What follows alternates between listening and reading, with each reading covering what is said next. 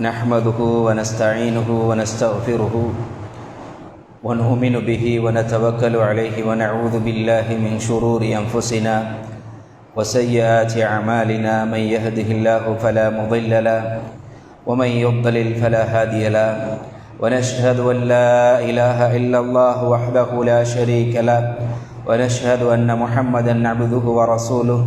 اللهم صل على محمد وعلى آل محمد كما صليت على إبراهيم وعلى آل إبراهيم، وبارك على محمد وعلى آل محمد كما باركت على إبراهيم وعلى آل إبراهيم إنك حميد مجيد. أما بعد، فقد قال الله تعالى في كتابه العزيز: يا أيها الذين آمنوا اتقوا الله حق تقاته ولا تموتن إلا وأنتم مسلمون. يا أيها الناس اتقوا ربكم الذي خلقكم من نفس واحدة وخلق منها زوجها وبث منهما رجالا كثيرا ونساء، واتقوا الله الذي تساءلون به والأرحام إن الله كان عليكم رقيبا. يا أيها الذين آمنوا اتقوا الله وقولوا قولا سديدا يصلح لكم أعمالكم ويغفر لكم ذنوبكم، ومن يطع الله ورسوله فقد فاز فوزا عظيما. وقال النبي صلى الله عليه وسلم: إن أصدق الحديث كتاب الله، وخير الهدي هدي محمد صلى الله عليه وسلم، وشر الأمور محدثاتها، وكل محدثة بدعة، وكل بدعة ضلالة، وكل ضلالة في النار. அளவற்ற அருளாளன் எல்லாம் வல்ல அல்லாஹ்வின் திருப்பெயர் கொண்டு ஆரம்பம் செய்கின்றேன். அவனது ஸலவாத்தும் சலாமும் எம் தூதர் நபி முஹம்மது முஸ்தபா ஸல்லல்லாஹு அலைஹி வஸல்லம் அவர்கள் மீதிலும், அவர்களுடைய வாழ்க்கையை பின்பற்றி வாழ்ந்த சஹாபாக்கள், தாபிஊன்கள், தபஉ தாபிஈன்கள் மற்றும் மறுமை நாள் வரைக்கும் சத்திய மார்க்கத்தை அதன் தூய வழியிலே பின்பற்றக்கூடிய அத்தனை ஆண்கள் பெண்கள் மீதிலும் உண்டாகட்டுமாக என வேண்டியதன் பிற்பாடு, அல்லாஹ்வின் புனிதமிகு கடமையை நிறைவேற்றுவதற்காக அவனுடைய மாளிகையிலே வந்து அமர்ந்திருக்கக்கூடிய அன்பின் இஸ்லாமிய சகோதரர்களே, பெரியவர்களே, வாலிபர்களே, சிறார்களே, அல்லாஹு தஆலாவினுடைய கட்டளைகளையும் நபிகள் நாயகம் ஸல்லல்லாஹு அலைஹி வஸல்லம் அவர்களினுடைய போதனைகளையும் எங்களுடைய வாழ்க்கையிலே எடுத்து நடப்பதிலும், அவர்களுடைய எச்சரிக்கைகளை விளக்கல்களை முற்றுமுழுதாய் தவிர்த்து வாழ்வதிலும் அல்லாஹுவை அஞ்சு கொள்ளும்படி என்னையும் அடுத்ததாக உங்களையும் இறையச்சத்தை கொண்டு உபதேசம் செய்தவனாக இன்றைய இந்த பிரசங்கத்தை ஆரம்பம் செய்கின்றேன். இன்றைய நாளில் எம்மையெல்லாம் தூய்மையாக இந்த இடத்திலே ஒன்று சேர்த்திருப்பதைப் போல, நாளை மறுமையிலே ஜன்னத்துல் ஃபிர்தௌஸ் அல் ஆலா என்ற அந்த உயர்ந்த சுவனத்தில் ஒன்று சேர்ப்பானாக. இன்றைய நாளில் தரப்பட்டிருக்கக்கூடிய தலைப்பு முஹர்ரம் மாதத்தின் சிறப்புகளும் அதில் அரங்கேறும் வழிகேடுகளும் என்பதாகும். வருடம் 12 மாதங்களை கொண்டதாகும். அதன் முதல் மாதமாகிய முஹர்ரம் மாதத்திலே இன்று நாம் 4வது நாளிலே இருந்து கொண்டிருக்கின்றோம். 1448வது ஹிஜ்ரி வருடத்தில் முஹர்ரம் மாதத்திலே நாம் இருந்து கொண்டிருக்கின்றோம். உண்மையில் இது எதை எங்களுக்கு சொல்லுகிறது என்றால், எங்களுடைய ஆயுளில் இருந்து ஒரு வருடத்தை நாங்கள் மேலும் ஒரு வருடத்தை கழித்திருக்கிறோம். மரணத்திற்காக மிக விரைவாக நாங்கள் பயணித்து கொண்டிருக்கிறோம் என்பதை இது சுட்டி காட்டுகிறது. ஆக நாம் கடந்த அந்த வருடத்தை அல்லாஹுவுக்கு விருப்பமான முறையில் பயன்படுத்தி கழித்து இருக்கிறோமா? மறுமையில் வெற்றி பெறுவதற்கு தேவையான முன்னாயத்தங்களை அதில் நாம் செய்திருக்கிறோமா? அல்லது அதனை முற்றுமுழுதாய் பாழாக்கி இருக்கிறோமா, வீணடித்திருக்கிறோமா என்பது பற்றி நாம் ஒவ்வொருவரும் ஆரம்பத்திலே உணர்ந்து கொள்ள கடமைப்பட்டவர்களாக இருக்கின்றோம். இன்ன இத்தத்த ஷுஹூரி இந்தல்லாஹி 12 ஷஹரா ஃபி கிதாபில்லாஹி யௌம கல்கிஸ் ஸமாவாதி வல் அர்த். அல்லாஹு தஆலா சூரா தௌபாவில் 36வது வசனத்திலே அல்லாஹ்விடத்திலே நிச்சயமாக மாதங்களினுடைய எண்ணிக்கை 12 ஆகும்.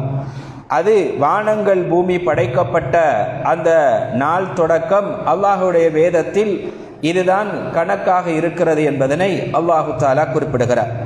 மின்ஹா அர்பஅத்துன் ஹுரும், அதிலே 4 மாதங்கள் கண்ணிய மிகுந்தவைகளாக இருக்கின்றன. தாலிக தீனுல் கையும், அதுதான் உறுதியான நிலையான மார்க்கமாகும். ஃபலா தத்லிமு ஃபீஹின்ன அன்ஃபுஸக்கும், அதிலே உங்களுக்கு நீங்களே அநீதி இழைத்துக் கொள்ள வேண்டாம் என்பதாக அல்லாஹு தஆலா கூறுகிறார். இந்த 4 மாதங்களும் என்ன என்பது பற்றி கண்மணி நாயகம் ஸல்லல்லாஹு அலைஹி வஸல்லம் அவர்கள் துல்லியமாக விளக்கப்படுத்துகிற சந்தர்ப்பத்தில் அஸ்ஸனது 12 ஷஹரா, வருடம் என்பது 12 மாதங்களாகும். மின்ஹா அர்பஅத்துன் ஹுரும், அதிலே 4 மாதங்கள் கண்ணியம் வாய்ந்தவைகளாக சிறப்பு மிகுந்தவைகளாக இருக்கின்றன. 3 முத்தவாலியாத், அதிலே 3 மாதங்கள் தொடர்ச்சியாக வருகின்றன. துல்கஅதா, துல்ஹிஜ்ஜா, முஹர்ரம் ஆகிய 3 மாதங்களும் தொடர்ந்து வருகின்றன. இடைநடுவில் சஃபர் என்ற இன்னும் ஒரு மாதம் வருவதாக நபிகள் நாயகம் ஸல்லல்லாஹு அலைஹி வஸல்லம் அவர்கள் இந்த நபிமொழியிலே குறிப்பிடுவதை பார்க்கிறோம். ஆக அல்லாஹுவால் சுரப்பித்து கூறப்பட்ட, நபி ஸல்லல்லாஹு அலைஹி வஸல்லம் அவர்களால் கண்ணியப்படுத்தி கூறப்பட்ட சிறப்பான நாட்களுள் சிறப்பு மிகுந்த நாளிலே நாம் இருந்து கொண்டிருக்கின்றோம். உண்மையில் ஒவ்வொரு சமூகத்திற்கும் அவரவர்களுடைய வருடத்தை கணிக்கக்கூடிய ஒவ்வொரு முறை இருக்கிறது. சீனர்களிடத்தில் ஒரு முறை, அதே போன்று பாரசீகர்களிடத்திலே ஒரு முறை, கிறிஸ்தவர்களிடத்திலே ஒரு முறை என்று இருப்பது போல எங்களுக்கும் மிக முக்கியமான ஒரு வருட கணிப்பு இருக்கிறது. அதுதான் ஹிஜ்ரி கணக்கு ஆகும். இன்னும் சொல்ல போனால் பௌத்தர்களிடத்தில் கூட ஒரு வகையிலான கணக்கு இருப்பதை, நாட்காட்டி இருப்பதை எங்களால் பார்க்க முடியுமாக இருக்கிறது. எனவே எங்களுடைய விசேட அடையாளமாக இந்த ஹிஜ்ரி ஆண்டு திகழ்வதை பார்க்க முடியுமாக இருக்கிறது. அபு மூசா அல் அஷ்அரி ரலியல்லாஹு அன்ஹு அவர்கள் ஒரு தடவை உமர் ரலியல்லாஹு அன்ஹு அவர்கள் ஹலீஃபாவாக இருக்கிற சந்தர்ப்பத்தில் ஒரு கடிதம் எழுதுகிறார்கள். அந்த கடிதத்தை பார்த்த பிறகு உமர் இப்னு கத்தாப் ரலியல்லாஹு அன்ஹு அவர்கள் அதற்கு பதில் சொல்லுகிறார்கள். அன்னஹு யஅதீனா மின்க குதுப் லைஸ ஃபீஹா தாரீக், உங்களிடத்தில் இருந்து சில கடிதங்கள் எங்களுக்கு வந்திருக்கின்றன, அதிலே நாட்குறிப்பு, அதிலே திகதி குறிப்பிடப்படவில்லை என்று உமர் ரலியல்லாஹு அன்ஹு அவர்கள் குறிப்பிட்டு விட்டு, அவ்வகையிலான ஒரு நாட்குறிப்பு, ஒரு வருட கணிப்பு எம்மிடத்தில் அவசியம் இருக்க வேண்டும் என்பதை அவர்கள் உணர்கிறார்கள். அதன் பிற்பாடு நபி தோழர்களை ஒரு சேர அழைத்து மஷூரா செய்கிறார்கள். எவ்வகையில் நாம் எங்களுடைய இந்த ஆண்டை ஆரம்பிக்கலாம் என்று மஷூரா செய்கிறார்கள். அப்போது ஒவ்வொரு நபித்தோழர்களும் ஒவ்வொரு முறையிலான ஆலோசனைகளை வழங்குகிறார்கள். அதிலே ஒரு சிலர் ரோமர்களின் வருட கணக்கை நாம் எடுத்துக்கொள்ளலாம் என்று சொல்கிறார்கள். சிலர் நபிகள் நாயகம் ஸல்லல்லாஹு அலைஹி வஸல்லம் அவர்களினுடைய பிறப்பை நாங்கள் கணித்து கொள்ளலாம் என்றும், இன்னும் சிலர் வஹி இறங்க ஆரம்பித்த அந்த நாளை நாம் இந்த கணக்கின் ஆரம்ப நாளாக அமைத்துக் கொள்ளலாம் என்று ஆலோசனை செய்யப்படுகிறது. விசேடமாக ஹிஜ்ரத்தின் ஆரம்ப நாளும் ஹிஜ்ரத்தினுடைய அந்த கணிப்பை நாங்கள் செய்ய வேண்டும் என்ற அந்த ஆலோசனையும் முன்வைக்கப்படுகிறது. உமர் ரலியல்லாஹு அன்ஹு அவர்கள் அதனை சரி காண்கிறார்கள். அதனை சொல்லும் பொழுது அல் ஹிஜ்ரா ஃபர்ரகத் பைனல் ஹக்கி வல் பாத்தில் ஃபஅர்ரிஹு பிஹா, ஹிஜ்ரத் இருக்கிறதே அது இஸ்லாமியர்களுடைய வாழ்விலே மிக முக்கியமான ஒரு அம்சம். அந்த ஹிஜ்ரத் தான் சத்தியத்தையும் அசத்தியத்தையும் பிரித்து காண்பித்தது. எனவே அதனை நீங்கள் குறிப்பிட்டு உங்களுடைய வருடக்கணக்கை, திகதி குறிப்பை ஆரம்பித்துக் கொள்ளுங்கள் என்று குறிப்பிடுகிறார்கள். எனவே அதன் அடிப்படையில் தான் அந்த ஹிஜ்ரி என்ற அந்த ஹிஜ்ரத் சம்பவத்தை மையப்படுத்தி இந்த வருட கணிப்பு ஆரம்பிக்கப்பட்டது. நாம் எல்லோரும் அறிந்திருக்கிறோம், ஹிஜ்ரத் என்பதுதான் இன்று உலகத்திலே நாலா திசைகளிலும் இஸ்லாம் மிக வேகமாக வேரூண்டி பரவி இருப்பதற்கு காரணமான ஒரு அரசியல் தூர நோக்கு கொண்ட ஒரு மிக உன்னதமான நபிகள் நாயகம் ஸல்லல்லாஹு அலைஹி வஸல்லம் அவர்களால் மேற்கொள்ளப்பட்ட வரலாற்று முக்கியத்துவம் வாய்ந்த ஒன்றுதான் இந்த ஹிஜ்ரத் சம்பவமாகும். அந்த ஹிஜ்ரத் செல்வதற்காக பல இடங்கள் முன்னர் ஆலோசிக்கப்படுகிறது. நபிகள் நாயகம் ஸல்லல்லாஹு அலைஹி வஸல்லம் அவர்கள் தாயிஃபுக்கு செல்கிறார்கள். அங்கு அவர்களுக்கு சாதகமான சூழல் அமையவில்லை என்ற வரலாறு எங்களுக்கு தெரியும். ஹபஷாவுக்கு செல்கிறார்கள். அங்கும் அந்த கட்டத்தில் ஆரம்பிப்பதற்கான சூழல் சரியாக தென்படவில்லை. இறுதியாக அக்கபாவினுடைய 3வது உடன்படிக்கைக்காக மதீனாவிலே இருந்து சில தோழர்கள் ஸல்லல்லாஹு அலைஹி வஸல்லம் அவர்களை சந்தித்து உரையாடுகிறார்கள். அதன் பலனாகவே மதீனாவுக்கு ஹிஜ்ரத் செல்வதாக நபிகள் நாயகம் ஸல்லல்லாஹு அலைஹி வஸல்லம் அவர்கள் தீர்மானித்தார்கள். அந்த நிகழ்வு வரலாற்று முக்கியத்துவம் வாய்ந்த மிக உன்னதமான ஒரு சம்பவமாக இன்று வரை பதிவாகி இருப்பதையும் அதனுடைய தாக்கம் இன்று வரை இந்த சமூகத்தில் இருப்பதையும் எங்களால் பார்க்க முடியுமாக இருக்கிறது. உமர், உஸ்மான், அலி ரலியல்லாஹு அன்ஹும் ஆகிய அனைவரும் இந்த முஹர்ரம் மாதத்தில் இருந்துதான் இந்த வருட கணிப்பு ஆரம்பிக்கப்பட வேண்டும் என்று தேர்வு செய்கிறார்கள். எம்மில் சிலர் நினைத்து கொண்டிருக்கிறார்கள், ஹிஜ்ரத் இந்த வருடத்தில் இந்த மாதத்தில் தான் ஆரம்பமானது என்று எம்மில் அதிகமானவர்கள் நினைத்து கொண்டிருக்கிறார்கள். உண்மையில் ரபியுல் அவ்வல் மாதத்தில் தான் ஹிஜ்ரத் செல்லப்பட்டது. ஆனால் அது தொடர்பிலான உறுதிப்பாடு, ஆலோசனை இந்த முஹர்ரம் மாதத்தில் தான் எடுத்துக்கொள்ளப்பட்டது. ஆன போதிலும் முஹர்ரம் என்பது சிறப்பு வாய்ந்த ஒரு நாள், அது தான் முதல் மாதமாக ஆரம்பிக்கப்பட வேண்டும் என்று 3 முன் சென்ற குலபாக்களும் தீர்மானித்து அவர்கள் தெரிவு செய்ததன் அடிப்படையில் நபித்தோழர்களினுடைய ஒட்டுமொத்த ஏகோபித்த முடிவின் பின்னணியிலும் இந்த ஹிஜ்ரத் வருட கணிப்பு ஆரம்பிக்கப்பட்ட வரலாற்றை இஸ்லாமிய வரலாறுகளிலே எங்களால் பார்க்க முடியுமாக இருக்கிறது. ஆக இந்த மாதத்தில் தான் ஹிஜ்ரத் செல்வதற்கான உறுதிப்பாடு எடுக்கப்பட்டது என்பதனையும் நாங்கள் புரிந்து கொள்ள முடியுமாக இருக்கிறது.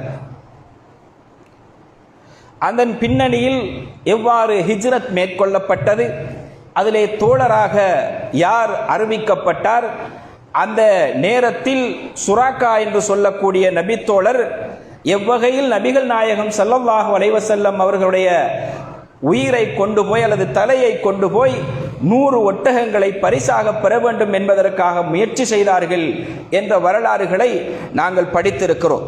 நபிகள் நாயகம் ஸல்லல்லாஹு அலைஹி வஸல்லம் அவர்கள் எப்படி இந்த ஹிஜ்ரத் சென்ற இடத்தை நேசிக்கக்கூடியவர்களாக இருந்தார்கள் என்பதனையும் சுருக்கமாக இந்த இடத்திலே நாங்கள் பார்க்க வேண்டும். மதீனாவுக்கு ஹிஜ்ரத் சென்ற பிறகு ஸல்லல்லாஹு அலைஹி வஸல்லம் அவர்கள் எவ்வகையில் அந்த பிரதேசத்தை பற்றிய நினைப்பில் இருந்தார்கள் என்பதை பற்றி சொல்லுகின்ற பொழுது, ஃபகத் அஹப்பன் நபியு ஸல்லல்லாஹு அலைஹி வஸல்லம் அல் மதீனத வ அஹ்லஹா, ஸல்லல்லாஹு அலைஹி வஸல்லம் அவர்கள் மதீனா பிரதேசத்தையும் அந்த பிரதேச வாசிகளையும் மிகவும் நேசிக்கக்கூடியவர்களாக இருந்தார்கள். அடிக்கடி சொல்லிக் கொள்வார்கள், அல்லாஹும்ம ஹப்பிப் இலைனா அல் மதீனா கஹுப்பினா மக்கத அவ் அஷத்த. மக்காவை நாம் எப்படி நேசிக்கிறோமோ அல்லது அதைவிட இந்த மதீனாவை நேசிக்கக்கூடிய அந்த நேசத்தை எங்களுடைய உள்ளத்தில் ஏற்படுத்துவாயாக என்று அல்லாஹ்விடத்திலே பிரார்த்தனை செய்யக்கூடியவர்களாக நபிகள் நாயகம் ஸல்லல்லாஹு அலைஹி வஸல்லம் அவர்கள் இருந்திருப்பதை எங்களால் பார்க்க முடியுமாக இருக்கிறது.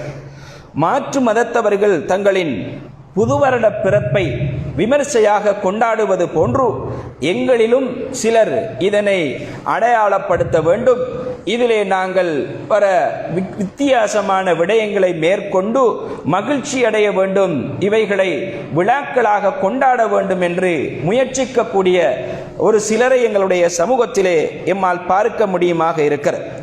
இதிலே விஷயம் என்னவென்றால், அதிகமானவர்கள் இந்த வருடம் இந்த முஹர்ரம் மாதத்தில் தான் ஹிஜ்ரத் இடம்பெற்றது என்ற அடிப்படையில் ஹிஜ்ரத்தை மையப்படுத்திய சில வழிகேடுகளை கட்டவிழ்த்துவிட்டு அதனை செய்து பிற மக்களையும் ஊக்குவிக்கக்கூடிய, அதற்கென்று முக்கியமான மஜ்லிஸ்களை ஏற்படுத்தக்கூடிய, முக்கியமான விசேட பயான் நிகழ்வுகளை ஏற்படுத்தக்கூடிய அந்த வரலாறுகளையும் அந்த செயற்பாடுகளையும் எங்களுடைய சமூகத்திலே நாம் பார்க்க முடியுமாக இருக்கிறது. இந்த மாதத்தை ஒரு முஸ்லிம் எவ்வகையில் ஆரம்பிக்க வேண்டும் என்றால், இது புது வருடத்தினுடைய முதல் மாதம். எனவே கடந்த வருடத்தில் நான் எவ்வகையில் இறைவனுக்கு கட்டுப்பட்டவனாக என்னுடைய நாள்களையும் என்னுடைய பொழுதுகளையும் என்னுடைய நாளிகளையும் நான் கழித்தேன் என்று சிந்தித்து தன்னை சுய பரிசோதனை செய்து அந்த காலப்பகுதியிலே இடம்பெற்ற வந்த விசேடமான நாட்களில் நான் எவ்வகையில் அவைகளுக்கு முக்கியத்துவம் செலுத்தி வணக்க வழிபாடுகள் ஈடுபட்டேன் என்று ஒவ்வொருவரும் தங்களை தாமே சுய பரிசோதனை செய்து எதிர் வருகின்ற வருடத்தில் குறித்த அந்த நாட்கள் வருகிற சந்தர்ப்பத்திலாவது விசேடமாக ரமலானுடைய காலப்பகுதி, துல்ஹஜ்ஜினுடைய முதல் 10 காலப்பகுதி என்று விசேட நாட்களை இனங்கண்டு வணக்கத்தால் அவைகளை அலங்கரிப்பதற்கும் இபாதத்தால் உயிரூட்டுவதற்கும் என்ன முயற்சிகளை செய்ய முடியும் என்று சிந்தித்து செயல்பட வேண்டியதுதான் ஒவ்வொரு முஸ்லிமினுடைய பொறுப்பாக இருக்கிறது என்பதனை இந்த இடத்திலே நாம் அனைவரும் புரிந்து கொள்ள கடமைப்பட்டவர்களாக இருக்கிறோம். இவைகளை தவிர்த்து மார்க்கத்தின் பின்னணி புரியாது, அதனுடைய யதார்த்தம் விளங்காது, இந்த மாதத்தினுடைய உண்மையான சங்கைத்துவம் விளங்காது, இதிலே மாற்று மதத்தவர்கள் போன்று அவர்களுடைய புது வருடத்தை கொண்டாடுவது போன்று அல்லது அவர்களுடைய ஏனைய விழாக்களை விமரிசையாக கொண்டாடி மகிழ்வது போன்று நாமும் இஸ்லாமிய வரையறைகளை துறந்து கொண்டாடுவதற்கு முயற்சிப்போமாக இருந்தால் எங்களுடைய வருட ஆரம்பத்தையே நாம் வழிகேட்டில் ஆரம்பித்தவர்களாக மாறுவோம் என்ற அந்த எச்சரிக்கையை ஒவ்வொருவரும் எங்களுடைய உள்ளுணர்வில் கொண்டு வர கடமைப்பட்டவர்களாக இருக்கிறோம். இந்த காலப்பகுதியிலே அதிகம் நாங்கள் நோன்பு பிடிக்க வேண்டும். நபிகள் நாயகம் ஸல்லல்லாஹு அலைஹி வஸல்லம் அவர்கள் கூறுகிறார்கள், அஃதலு ஸியாமி பஅத ஷஹ்ரி ரமதான் ஸியாமு ஷஹ்ரில்லாஹி அல் முஹர்ரம். ரமலானுடைய மாதத்தில் நோட்கப்படக்கூடிய நோன்புகளை விட நோன்புகளுக்கு அடுத்ததாக சிறப்புக்குரிய நோன்பு எது என்றால் அல்லாஹுடைய மாதமாகிய இந்த முஹர்ரம் மாதத்தில் நோட்கக்கூடிய நோன்பு என்பதை ஸல்லல்லாஹு அலைஹி வஸல்லம் அவர்கள் குறிப்பிடுகிறார்கள். அன்பின் இஸ்லாமிய சகோதரர்களே, பெரியவர்களே, மாதங்கள் எல்லாம் அல்லாஹ்வுடையதுதான்.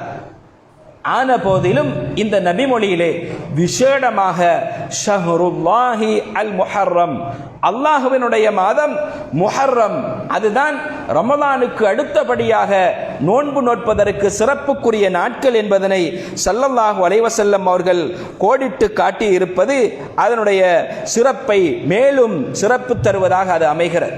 இது தவிர நாம் எல்லோரும் அறிந்திருக்கக்கூடிய இன்னும் ஒரு சிறப்பான நாள் இந்த வருடத்திலே வருகிறது, இந்த மாதத்திலே வருகிறது. அதுதான் 2 நாட்கள் யௌமு ஆஷூரா வ தாசுஆ என்று சொல்லப்படக்கூடிய முஹர்ரம் மாதத்தினுடைய பிறை 9 மற்றும் 10 ஆகிய நாட்களாகும். இதிலே ஸல்லல்லாஹு அலைஹி வஸல்லம் அவர்கள் நோன்பு நோற்றிருக்கிறார்கள். பிறை 10 நோன்பு நோற்றிருக்கிறார்கள். பிறை 9 நோன்பு நோட்பதை எங்களுக்கு ஆசையூட்டி இருக்கிறார்கள். அவர்களுக்கு கிடைக்கவில்லை. வருகிற வருடம் இருந்தால் அதனை நான் நோட்பேன் என்று நபிகள் நாயகம் ஸல்லல்லாஹு அலைஹி வஸல்லம் அவர்கள் நபித்தோழர்களுக்கு ஆசையூட்டினார்கள். அதை பற்றி ஸல்லல்லாஹு அலைஹி வஸல்லம் அவர்கள் சொல்லுகின்ற பொழுது, வஸியாமு யௌம் ஆஷூரா அஹ்தஸிபு அலல்லாஹி அய்யுகஃபிர ஸனத்தல்லதி கப்லா.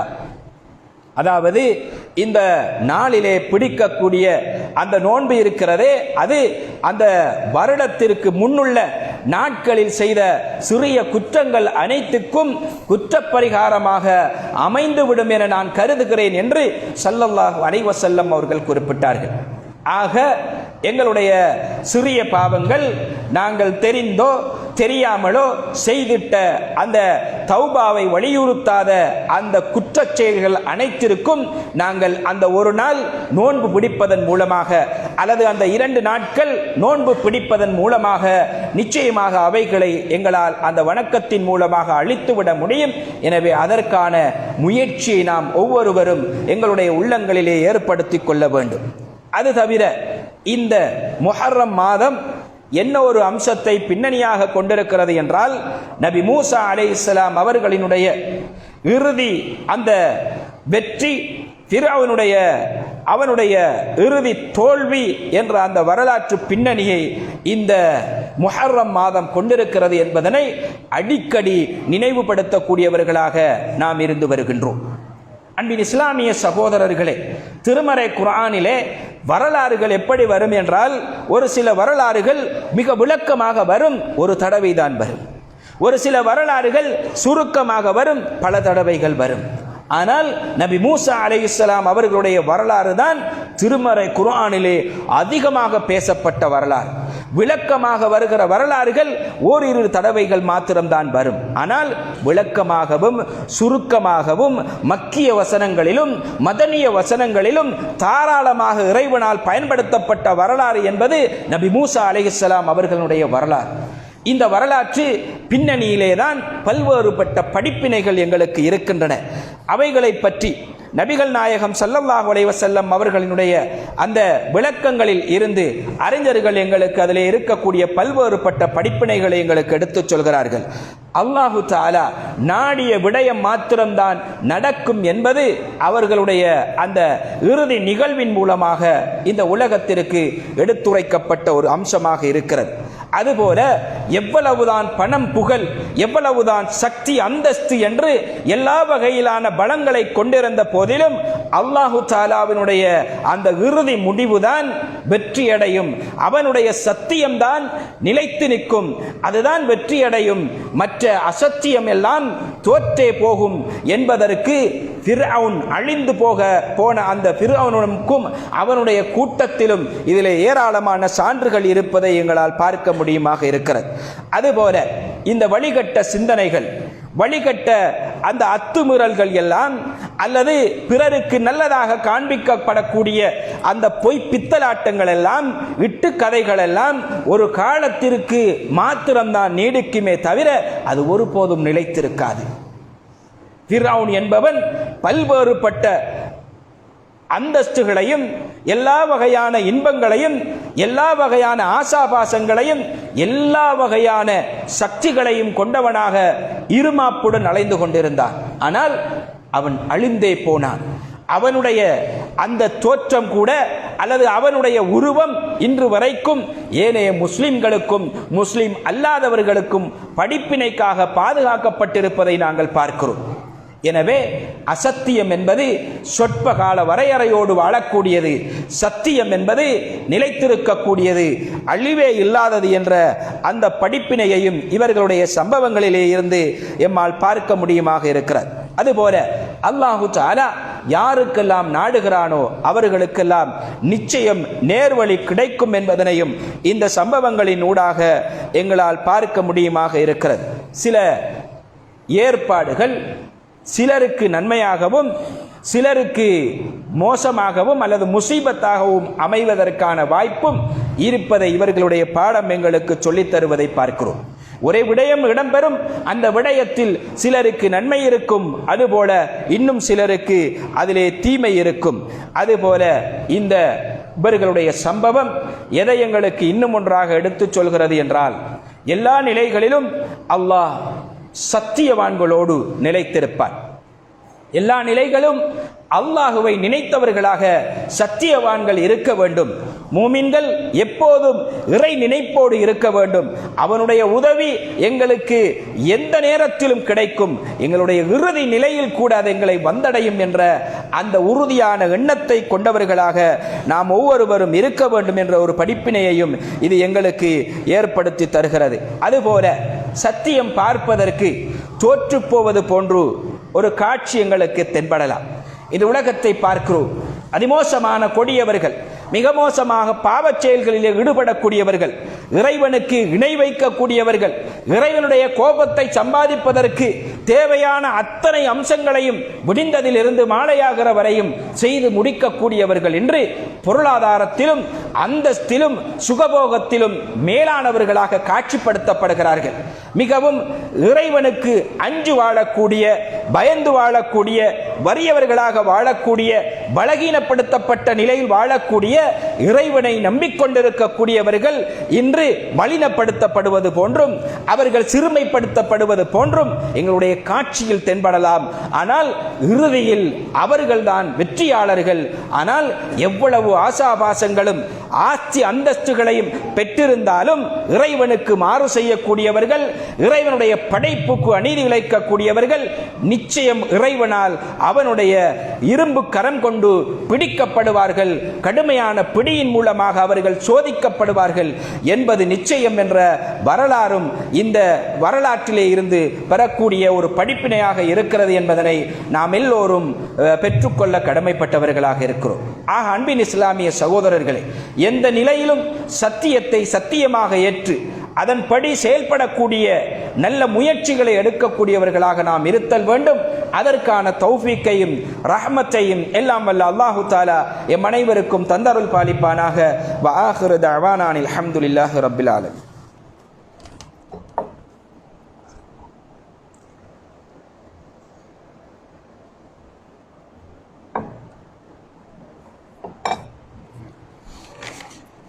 அல்ஹம்துலில்லாஹ் வஸ்ஸலாத்து வஸ்ஸலாமு அலா ரசூலில்லாஹ் வ அலா ஆலிஹி வ ஸஹ்பிஹி வஸல்லம். குறித்த அந்த விடயங்களோடு இன்னும் ஒரு அம்சத்தையும் இந்த இடத்தில் நினைவுபடுத்திக் கொள்வது பொருத்தமாக இருக்கும் என்று நான் நினைக்கின்றேன். இந்த முஹர்ரம் மாதத்தை அதிவிசேடமாக சிறப்பிப்பதற்கு முயற்சி எடுக்கக்கூடியவர்கள் யார் என்று கேட்டால் ஷியாக்கள் முயற்சி எடுப்பார்கள். ஆனால் இஸ்லாம் காட்டித்தந்த அந்த வழியின் பிரகாரம் அந்த வரையறைக்குள் நின்று இவர்கள் அதனை சிறப்பிக்கிறார்களா என்று கேட்டால் ஒருபோதும் இல்லவே இல்லை. ஆனால் வித்தியாசமான முறைகளின் ஊடாக மார்க்கத்திற்கு புறம்பாக அவர்கள் இந்த மாதத்தை சிறப்பித்து விழாவாக எடுக்கக்கூடிய அதே நேரம் இதனை ஒரு கவலைக்குரிய நாளாகவும் இந்த முஹர்ரம் மாதத்தினுடைய 10வது நாளை அவர்கள் எடுத்துக்கொள்ளக்கூடிய அம்சங்களை விசேடமாக எங்களுடைய பிரதேசத்திலும் எங்களால் பார்க்க முடியுமாக இருக்கிறது. இதிலே இவர்கள் என்ன செய்கிறார்கள் அப்படி என்று பார்த்தால், இந்த 10வது நாளில் தான் ஹுசைன் ரலியல்லாஹு அன்ஹு அவர்கள் மோசடி செய்யப்பட்டு அஹ்லு சுன்னா வல் ஜமாத்தினரால் கொலை செய்யப்பட்டார்கள், ஏமாற்றப்பட்டார்கள். யஸீத் இப்னு முஆவியா என்ற முஆவியா ரலியல்லாஹு அன்ஹு அவர்களினுடைய புதல்வரால் ஏமாற்றப்பட்டு கர்பலாவில் கொலை செய்யப்பட்டார்கள் என்ற அடிப்படையில் அதை மையப்படுத்தி அந்த 10வது நாளில் கர்பலா தினம் என்று அதிலே பெண்கள் சங்கிலிகளால் அடித்துக் கொள்வதும், ஆண்கள் கூர்மையான ஆயுதங்களால் தங்களை தாங்களே தாக்கிக் கொள்வதும், அதனை ஒரு ஓலமிடும் நாளாக மாற்றிக்கொள்ளக்கூடிய ஒரு அமைப்பையும் உருவாக்கி கொண்டு உலகெங்கும் செயற்படுத்திக் கொண்டிருக்கிறார்கள். இது மார்க்கத்திற்கு முற்றுமுழுதான புறம்பான காரியமாகும். ஸல்லல்லாஹு அலைஹி வஸல்லம் அவர்கள் சொல்லுகிறார்கள், லைஸ மின்னா மன் அதரபல் ஹுதூத வ ஷக்கல் ஜுயூப வ தஆ பிதஅவல் ஜாஹிலியா. யாரெல்லாம் கன்னங்களிலே அடித்துக்கொண்டு தங்களுடைய எல்லா உடல் உறுப்புகளையும் கிழித்து கொண்டு ஜாஹிலியா மக்களை போன்று சத்தமிட்டு ஓலமிட்டு அழக்கூடிய அந்த செயற்பாடு இருக்கிறதே, அதனை செய்யக்கூடியவர்கள் எங்களை சார்ந்தவர்கள் அல்ல என்று நபிகள் நாயகம் ஸல்லல்லாஹு அலைஹி வஸல்லம் அவர்கள் கூறியுள்ளார்கள். ஆனால் இந்த நாளில் ஸல்லல்லாஹு அலைஹி வஸல்லம் அவர்கள் இன்னும் ஒரு அம்சத்தை கூட சொன்னார்கள். இந்த நாளில் நோன்பு நோட்பதை எங்களுக்கு ஆசையூட்டினார்கள். ஸல்லல்லாஹு அலைஹி வஸல்லம் அவர்கள் மதீனாவுக்கு வந்தபோது யூதர்கள் நோன்பு நோற்று கொண்டிருப்பதை பார்க்கிறார்கள். முஹர்ரம் 10வது நாள். அப்போது நபி தோழர்களிடத்திலே ஏன் இவர்கள் நோன்பு நோட்கிறார்கள் என்று கேட்கிறார்கள்.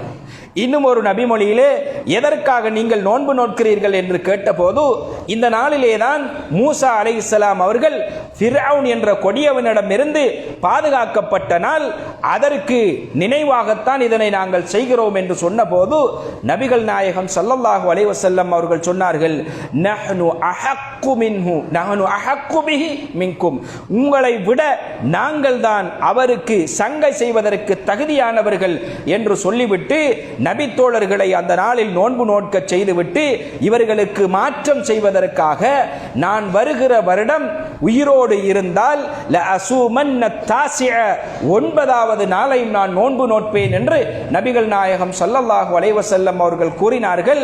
ஆனால் அடுத்து வந்த அந்த வருடத்தில் ஸல்லல்லாஹு அலைஹி வஸல்லம் அவர்கள் உயிருடன் இருக்கவில்லை என்ற வரலாற்றை நாங்கள் பார்க்கிறோம்.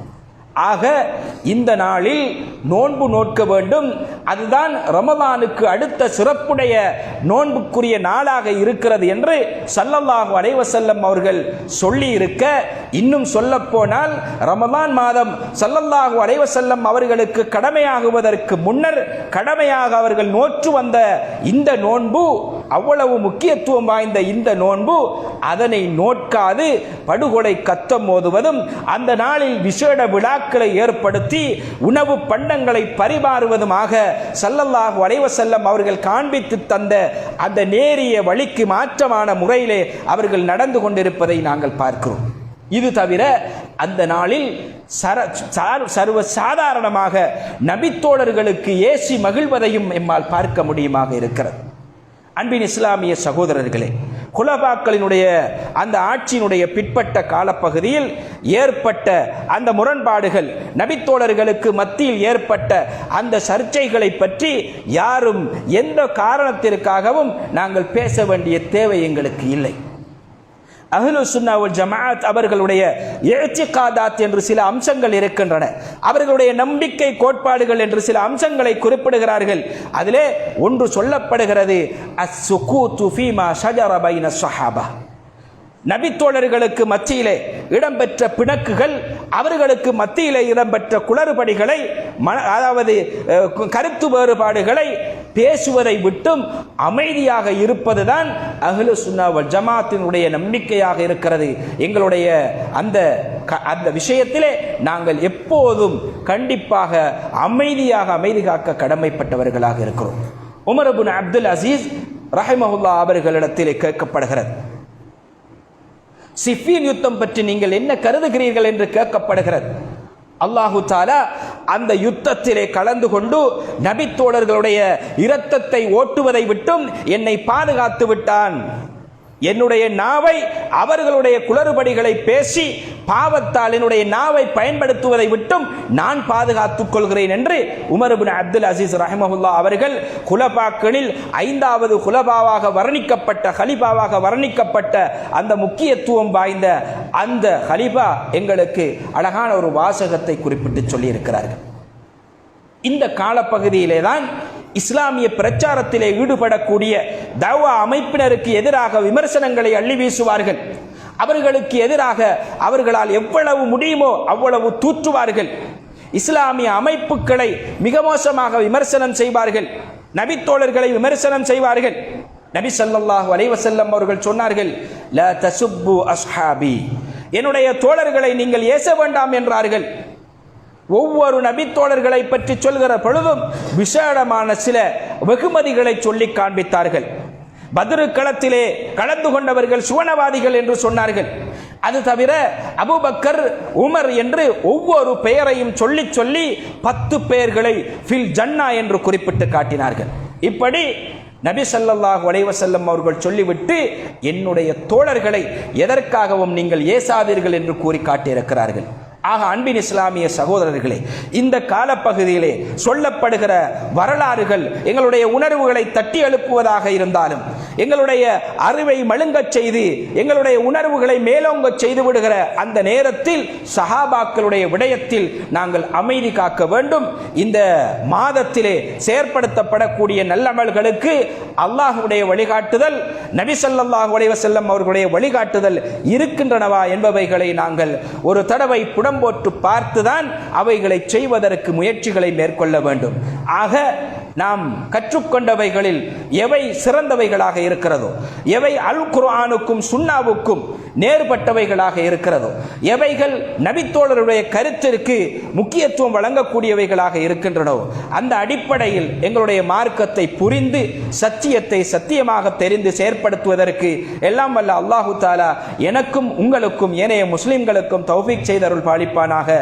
எம் அனைவரையும் நபித்தோழர்களுடைய அந்த மானத்திலே இருந்து பாதுகாத்து பாதுகாத்து நாள மறுமையிலே சுவனத்துக்குரியவர்களாக மனைவரையும் ஆக்கி அருள் பாலிப்பானாக. வ ஆகிரு தஅவானா அல்ஹம்துலில்லாஹி ரப்பில் ஆலமீன்.